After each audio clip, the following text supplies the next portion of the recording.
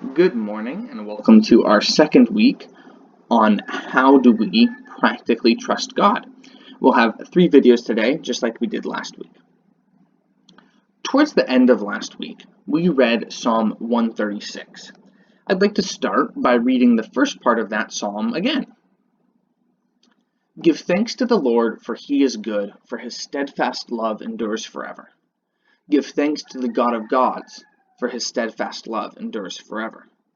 Give thanks to the Lord of lords, for his steadfast love endures forever. To him who alone does great wonders, for his steadfast love endures forever. To him who by understanding made the heavens, for his steadfast love endures forever. To him who spread out the earth above the waters, for his steadfast love endures forever. To him who made the great lights, for his steadfast love endures forever. The sun to rule over the day, for his steadfast love endures forever.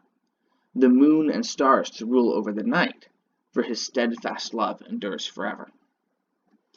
That's beautiful poetry, of course, but the underlying idea, the intuition behind those beautiful lines, seems to be that the world God has made tells us something about God himself. God's steadfast love is revealed in the world he has made. The world God has made shows us God's understanding, his power, and his goodness. And these are all expressions of his steadfast love, which, as we've seen over the past few weeks, is very similar to his trustworthiness. There's a similar line of thought in Psalm 19. The heavens declare the glory of God, and the sky above proclaims his handiwork. Day to day pours out speech, and night to night reveals knowledge. There is no speech, nor are there words whose voice is not heard. Their voice goes out through all the earth, and their words to the end of the world. In them he has set a tent for the sun, which comes out like a bridegroom leaving his chamber, and, like a strong man, runs its course with joy. Its rising is from the end of the heavens, and the circuit to the end of them, and there is nothing hidden from its heat. The end of the psalm then reads, Let the words of my mouth and the meditation of my heart be acceptable in your sight, O Lord, my rock and my redeemer. So this beginning and this ending are pretty well known, but until recently, I did not realize that this famous verse at the beginning and this famous verse at the end were actually part of the same psalm. Because they're part of the same psalm, these statements about the universe's speech at the beginning, and then this prayer about human speech at the end, go together. They're connected. Now, in between the parts I read out loud, the author talks about God's law and prays for God's help to follow it.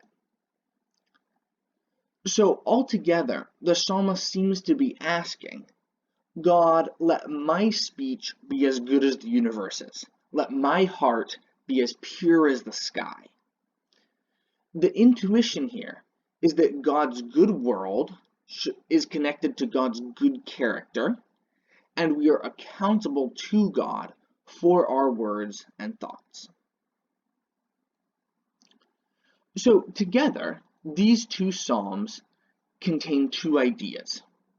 God's world shows us God's capabilities, his wisdom and power, and then God's world shows us God's goodness, his character. Psalm 136 says that God is the powerful creator of the world who made the world by his understanding. Psalm 19 says that God's world shows us his goodness and lays a moral duty on us.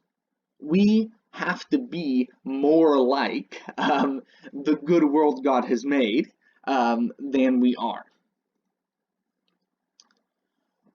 Now, today, when people talk about God, what God's world tells us about God, they often talk about arguments for the existence of God. In conservative Christian circles, seeing God in God's world leads to syllogisms more often than it leads to poems. So, over the next 2 videos, we're going to be looking at three common arguments for the existence of God: the cosmological argument, the teleological argument, and the moral argument.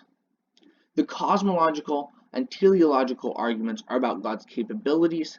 The moral argument is about his character. But we're not going to be looking at these arguments because they prove God's existence. I think that arguing for the existence of God is a super valuable thing to do. I think these arguments, these lines of reasonings, are valuable for that reason. But they're also fairly complicated, and their relationship to the Christian faith often isn't clear. It's not always clear that the philosopher's God arrived at by way of these arguments is actually the same as the God of the Bible. On its own, the cosmological argument won't bring you to trust Jesus. You can't deduce what Christians call the gospel from observing God's world. So I'm going to be talking about these arguments, but I'm not going to do it because they prove God's existence. Instead, I'm going to assume that God exists, that Jesus is God, and that God is trustworthy. I'm interested in these arguments because they are the way we usually talk about seeing God in God's world. I'm interested in the intuition that these arguments channel and structure. I'm interested in how these lines of reasoning can help us get to know God and thus trust him.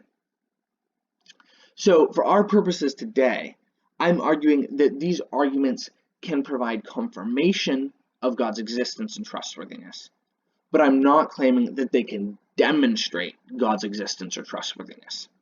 This question of demonstration or proving is a discussion for another day. Now, some of you will be really familiar with these big words that are up on the screen because you spend a lot of time thinking about apologetics, which is really great. But it's not always clear how our apologetic arguments connect to our relationship with the God of the Bible. So if you're into apologetics, my hope is that the next two videos will help you understand how these philosophical arguments connect to the God of the Bible. And more generally, I hope these videos will help you connect your reason to your relationship with God. Now, usually when people talk about the gap between the head and the heart, between reason and relationship, they end up minimizing the head. They end up belittling reason. That's not what I'm doing. Actually, what I'm saying is that reason is underutilized. We haven't realized its full potential. We need to realize that reason can do more than we thought it could. Reason can do more than simply help us know that God exists. It can also help us relate to him. It can also help us get to know him and trust him. When it comes to trust, our minds and our hearts can be buddies. Now, maybe you're not someone who uses words like cosmological and teleological when you're eating breakfast with your family. But almost all of us have spent quiet minutes watching the sun as after it has softened into an orange that won't blind us. We've all been floored by the power of the ocean. We've all been invigorated by sunshine and feel fondly about white fluffy clouds. Unless you're a pilot, probably, because apparently I've heard that fluffy white clouds mean turbulence, so pilots don't like them. So my hope is that all of us will be able to take those experiences, that wow feeling, and make it part of our relationship with God. My hope is that we can channel our wonder and awe before God's world to increase our trust in him. I think that wonder and awe, these experiences of God's world, can provide evidence of God's character and capability, evidence upon which we base our trust in God. And in case you are wondering, I think those experiences fall into the mother and baby way of coming to know and trust someone. These are ways we learn about God as we go through everyday life. So, just to recap, how do we trust God? Psalm 136 and Psalm 19 model that we can know and trust God through the world He has made.